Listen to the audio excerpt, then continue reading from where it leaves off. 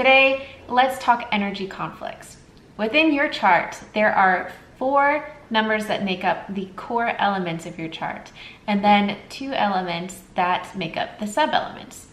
These are the life path number, the expression, soul urge, sub-lesson, or birthday, and then the month that you were born and the year you were born. Within these, if you have 2 energies that are the same, that would create a conflict. For example, if you have a life path of 1 and you were born in the month of 1 or January or October, that would mean that you have a conflict of the 1 energy. So what does this mean when you have a conflict? Is it really such a big deal? Is it bad? Is it good? What does this mean?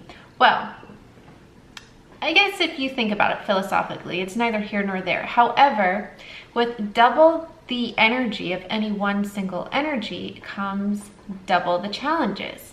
However, once you have surmounted these challenges, then you have double the opportunity. So with a conflict, this is different from a karmic debt, and I will be doing a video on karmic debts in the future. But with a conflict, especially if it's in your birth chart with your natal name, that means that you have your entire childhood to work through it. So ordinarily by the early to mid 20s, most people have already worked through their conflicts and it's really not an issue after that.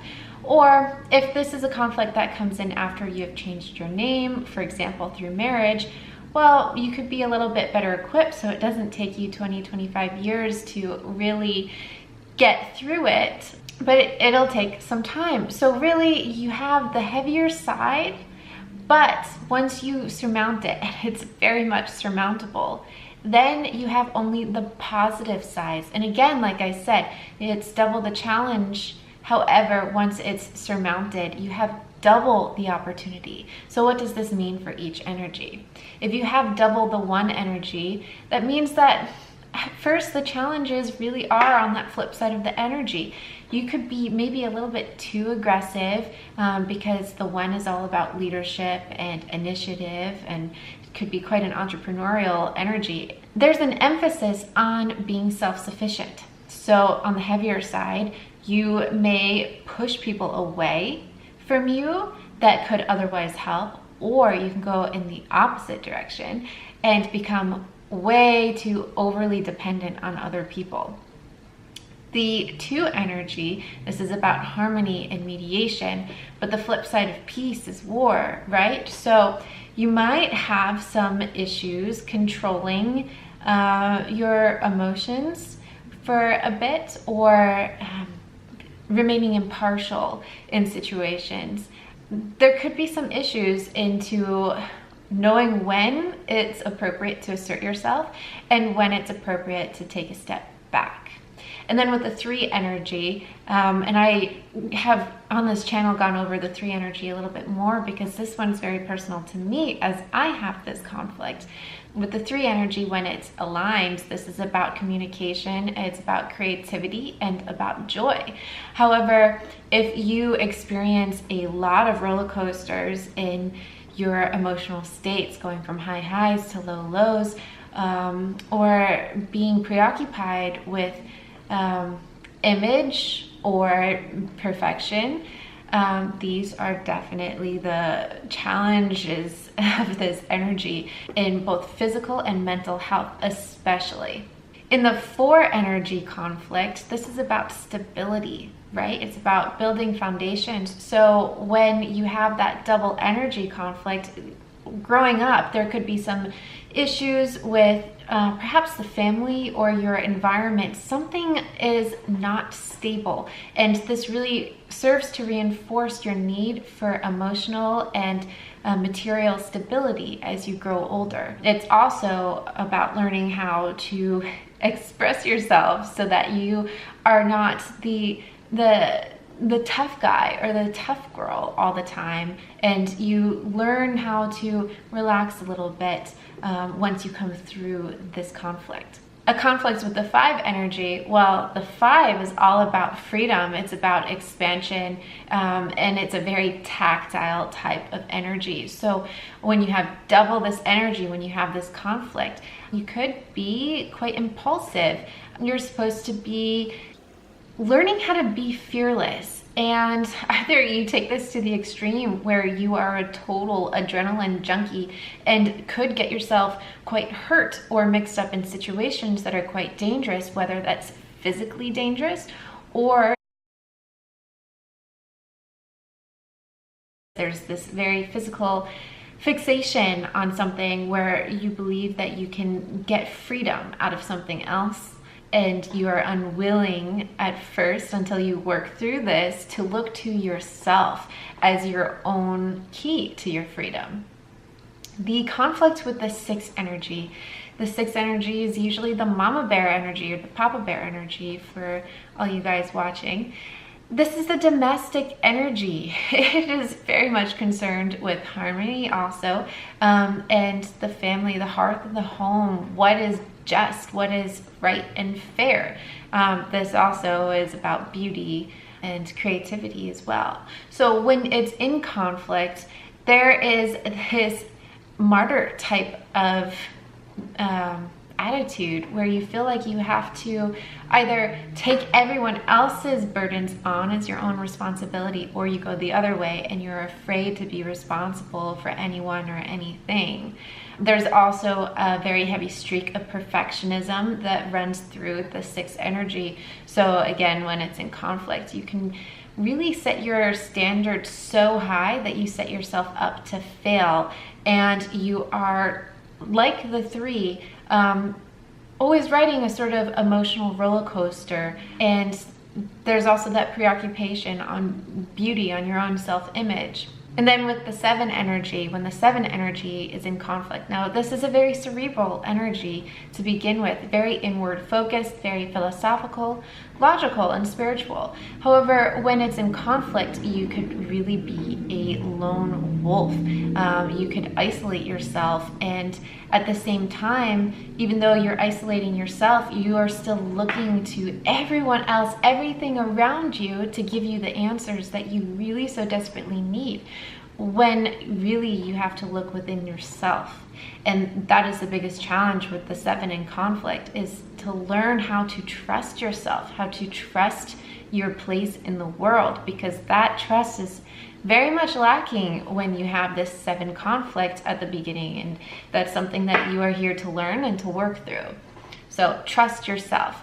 And something that could come with that is issues with relationships, where that lack of trust that the universe has your back, or that you have a place in the universe, can cause you to make radical decisions and massive sweeping changes in your life on a dime.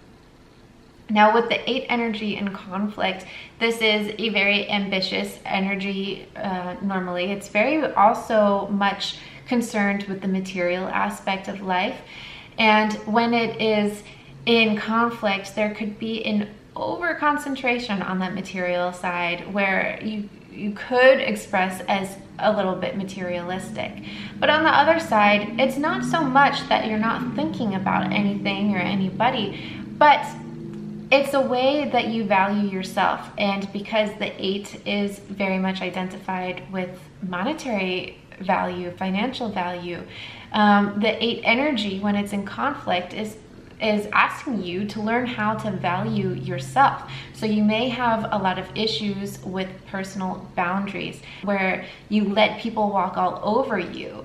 What you are here to learn is that you show other people how to treat you. No one else is going to do that. And so you'll be confronted with all these situations that really put you in this uncomfortable position where you have to stick up for yourself.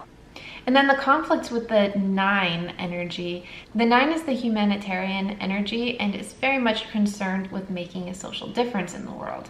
But the 9 energy also is very much connected to all the other energies 1 through 8. And so there's a lot of potential here. But with all of that potential being at the very end of this line of succession, the 9 And conflict has issues with loss, with letting go. There could be a lot of endings that happen. And all of these endings with people, with situations, the sense of loss that could be very pervasive in your life. This is like when a caterpillar has to struggle through the cocoon in order to emerge a butterfly. You're here to emerge as that butterfly. And that's what these situations are doing. They're putting that pressure on you. However, these situations they are very personal. And with the 9, also like that 4 that I was saying before with family issues and affecting stability, the 9 in conflict can also show family issues, whether that's the loss of a family member very early on, or any sort of situation that makes you feel very much tied to your family, even in cases that are not so healthy. And so you are learning how to navigate that in a very poised manner and emerge as a leader. You are here to be a wise leader. And in order to do that, you have to undergo all of the experience that is required there. So then we get to the master numbers.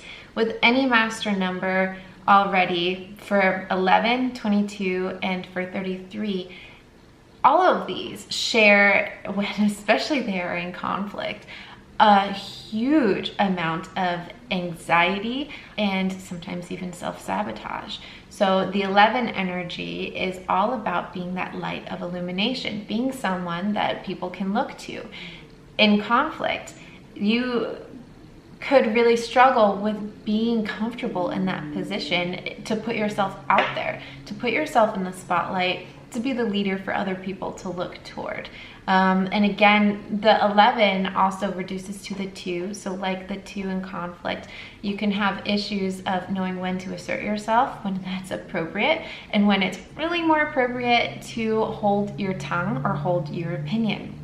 Now the 22 is a very practical type of energy. This is the master architect. You have the ability, the huge potential to create anything in the material realm that you think of.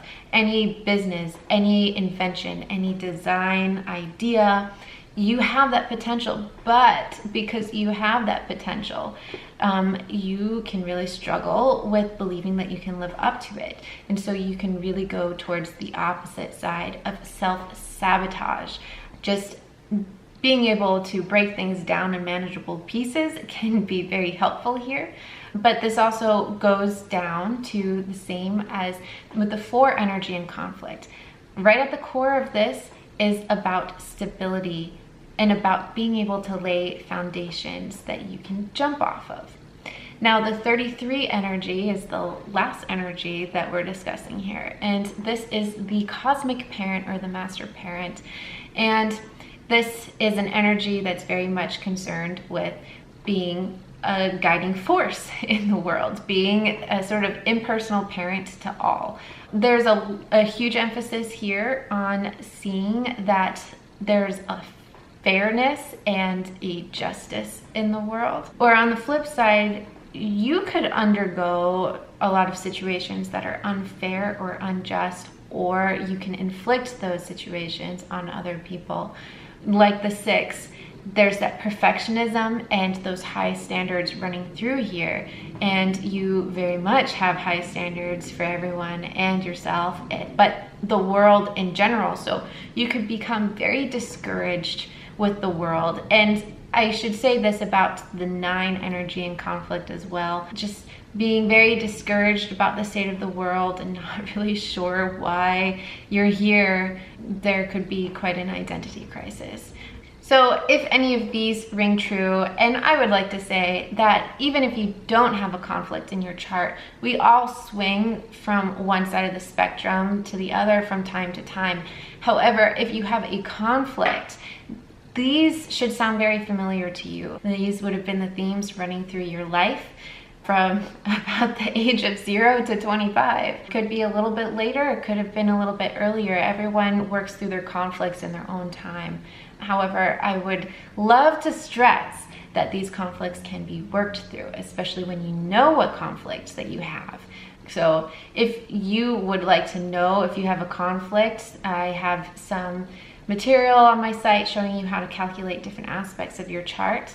Or if you would like to have a reading with me, I would be very happy to do so. So go to www.lightbrightnumerology.com/services, and I have different options there for whatever fits what you're looking for.